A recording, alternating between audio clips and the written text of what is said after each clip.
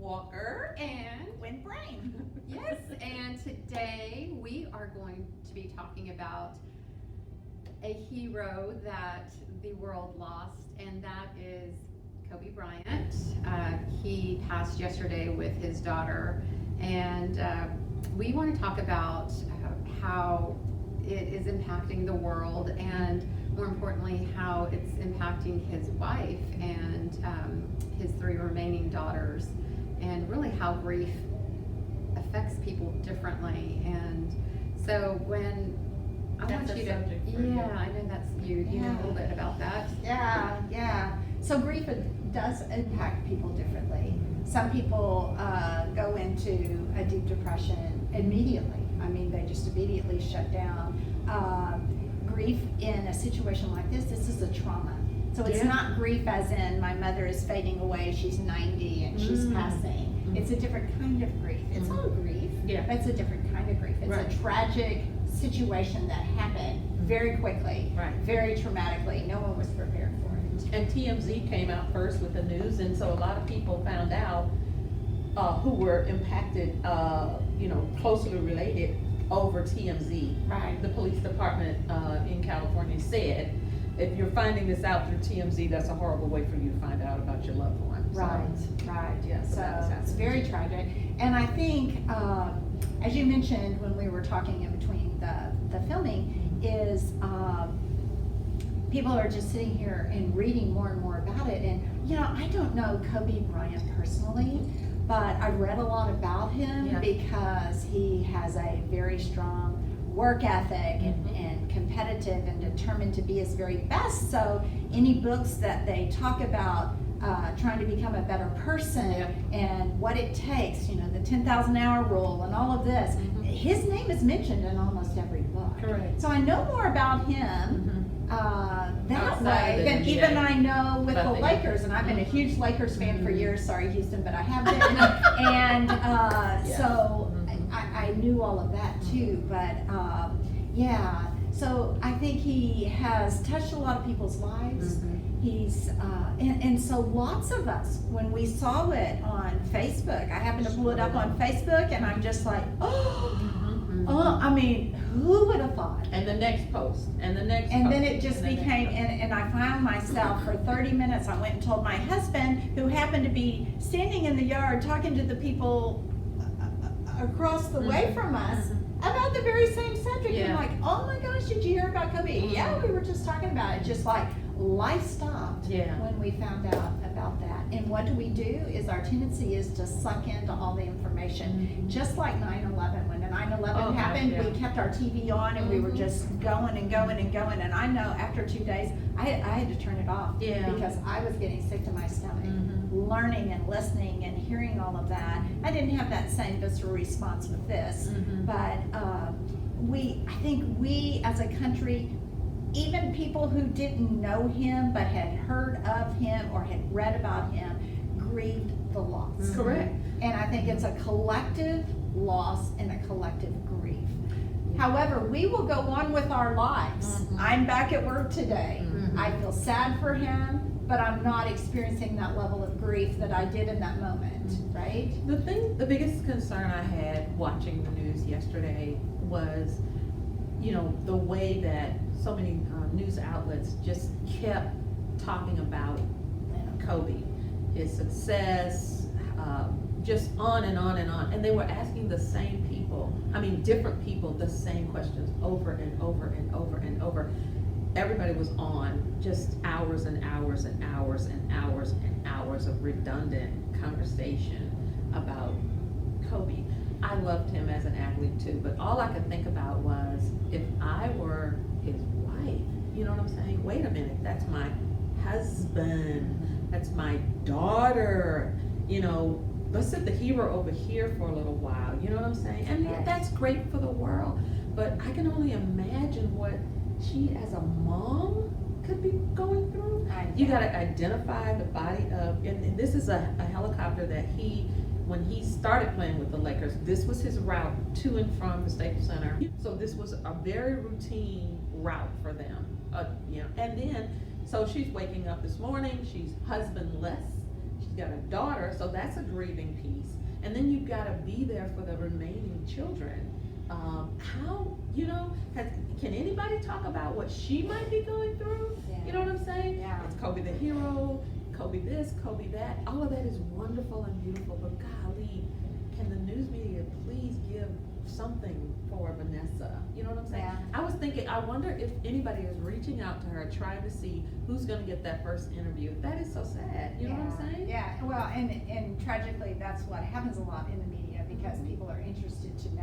But then Some it's people not are about just I care. nosy, Yeah. other people are just, oh my gosh, I can relate, I wonder Yeah. what she's going through. But I think, for one thing, she's not watching TV. Surely. I'm thankful I- that she's surely not. she's but- not watching TV. Surely she But is the people trying to take that care are of close to herself. them are, and they're hearing these things, so they're getting this play-by-play.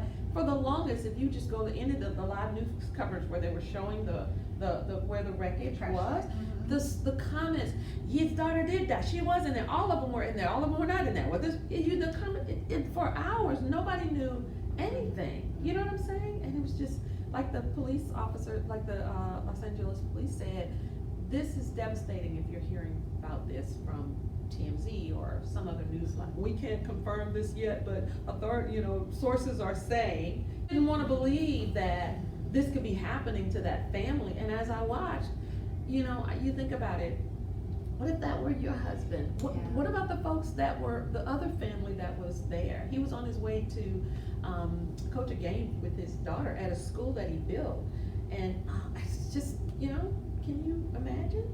She's got, as a mother, not as the hero, it's the mom piece. God, what in the world could that possibly look like for her? Yeah, I can imagine, I can't imagine the pain that she might be going through. I mean, just like when people lose their children in school shootings, or your child gets run over by a car, I just simply cannot imagine that much pain. But even if you lose a child, you've got a spouse perhaps to say, we're gonna get through this. The spouse and a child, that's a double. And we hear about times where people have lost their entire family. They come home and their entire family has died from carbon monoxide poisoning or something like that, and just tragic things. People do respond differently. Some people really pull into themselves and don't allow themselves to grieve in the moment, because there's so many other things that have to be taken care of. Can you? You gotta go identify a body of your husband. You've got to and do your that, child. you've got to make funeral plans, you've got to contact people, there's just so much. Comfort the remaining children. Yeah, and then there are some people that just really pull in and just get completely overwhelmed by the traumatic grief that they're experiencing. It is something that most people who go through trauma have to unpack little by little. There's so much to do right at the beginning because of our cultural practices of burying people and funerals and memorial service and all of these things. But it's something that gets unpacked over time, and it takes a long time. As a matter of fact, I saw somebody on Facebook commenting on the Santa Fe shooting the other day, saying, would y'all stop whining about that? That's been a year and a half So ago. insensitive. And I'm like, are you kidding me? These people lost their children Yeah.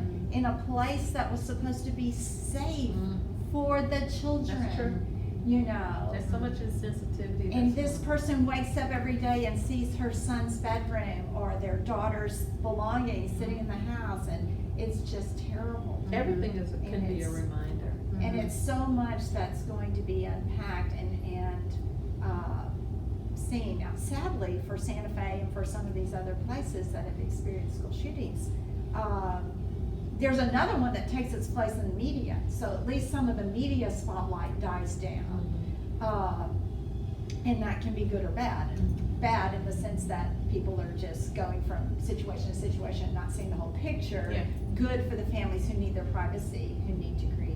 In the case of Vanessa and her family, it won't die down for a while, except for the fact that, what's going on politically right now might overshadow it, which could be a blessing.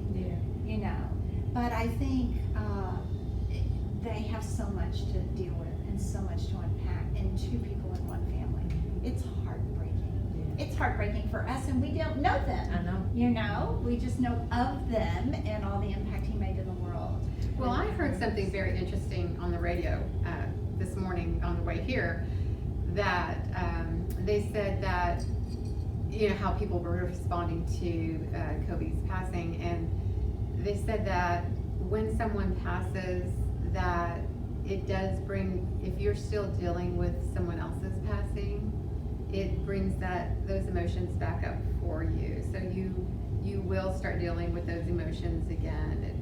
So that's how people are related. It still surfaces. So if you're dealing with someone else's passing in your life, and you know, even though maybe Kobe wasn't, for me, of course I knew who Kobe Bryant was, but I'm not a basketball fan or follower.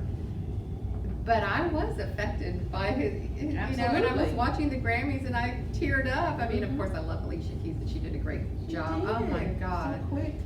It was very sad, you know. But I think it does for a lot of people, if you are dealing with some other death in your life, it can kind of stir something up in you too. Or trauma in general. So it's a trauma. If you've had trauma and you're allowing yourself to open the door to that emotion in that moment, even if it's not triggered by the same thing, you're allowing that pain to rise up for you, it's going to be there. So interesting. Yeah. And so over the next couple of weeks, months, or however long it takes, it's okay to not be okay for a while. Right. Not just for the family, but even us. I mean, we weren't okay for a long time after 9/11, and I didn't even know anyone who passed in that. And there's been a series of a few. I had a very personal situation happen with another friend who plane crashed in New Orleans, a news anchor, Nancy Parker, just recently. So as soon as I saw that, I jumped on the phone, called my friends in New Orleans, and that was the first thing. You know, gosh, Nancy Parker, now this. How's Glenn doing? You know, so we started, you know, because everything can come up again because of something that's tragic. And then we haven't even talked about the other families. There were 9 people in that plane crash. So These were the most popular families, of course, them and the previous coach who graduated from U of H. And all the children at the school that he had built that were waiting for him to coach the game with his daughter. It's sad. So what do we do if we're on social media today and this is affecting us? How can we know that it's impacting us? Well, for one thing, if you continue to scroll through and read about it, it's impacting you, right? What are the symptoms? Feel depressed? Do you feel down? Yeah, maybe a little bit of that. It just heightens curiosity. Heightened curiosity, heightened emotional intensity. You might find yourself being a little more snippy, a little more sensitive to things. And I would just say take a break, you know. Get off of social media, get off the TV. You can read about it later. Take a break and practice good self-care. Take some time to nurture yourself. Take some time to relax, do some breathing, and just get back into a state of calm, okay? Because your body is going to continue to respond the more you expose yourself to it, and if you can cut off the exposure and bring everything down to baseline, you'll be a lot better off. Then you can process the information a little easier. That was the first thing I did, was check my body. I noticed that when I get tense and I'm over, you know, kind of checked in and say, okay, that hit me, you know, I just took a hit. But then my shoulders rise up, and so I have to physically pull my shoulders. I need to relax until I feel the weight of my body hit, you know, the base of the chair, and that lets me know that my body is saying, okay, she's okay. You know what I'm saying? All those kinds of things. That's just our beautiful timer that the amazing Evie is keeping for us. But yeah, just to kind of pull myself back into relaxation a little bit helps. And talking to somebody, I have a very good friend that I talk to, but it was affecting my body as well. And so from the Brush Lounge, and because we're women, God, prayers to the Bryant family, prayers to everyone that was in that plane crash. God, we don't know what they're going through, but you do. God is present in all of it. And so whatever peace they need, whatever calm they need, whatever answers they may or may not be able to get, that there be some calm and some hope through all of this, and whatever time it takes, that God would just remain with them. That's my simple prayer. Yeah. And they'll find comfort and they'll find peace, but it'll take some time. Yeah. So women, can we do one thing today? If we're gonna go out on social media, can we say something kind to Vanessa and to the rest of the moms and the women? Because he was a hero, but he was a great father and an amazing husband to his wife. And so if we could look at it on that side, that would be great for me. Grief, if you need help with it, Gwen Green is a great resource for it. Thank you so much for watching this show. Gwen her information is in the Brush Lounge, but Gwen, if you'd like to share anything about where they can find information about grief at your website, you can do that now. Yeah, you can go to brainpsychotherapy.com and also find us at our nonprofit centerformindbodyhealth.org, and just give me a call, email me if you need anything. Happy to try to guide you to the appropriate help. I'm gonna get some of that stuff from her too. So, Evie, anything in closing? No, we're gonna miss you, Kobe. Yeah, I'm gonna miss the whole, oh God, all of it. Yeah. America lost a great, something great today. And patience for his wife and his family going forward. Yeah. So, thank you so much for joining us on The Brush, and we'll be back with another episode real soon. Listen to the Brush podcast on Sketcher, on Google Plus, on Spotify, and on Apple iTunes podcast. And we're doing Women in Entertainment starting out, and you're gonna hear some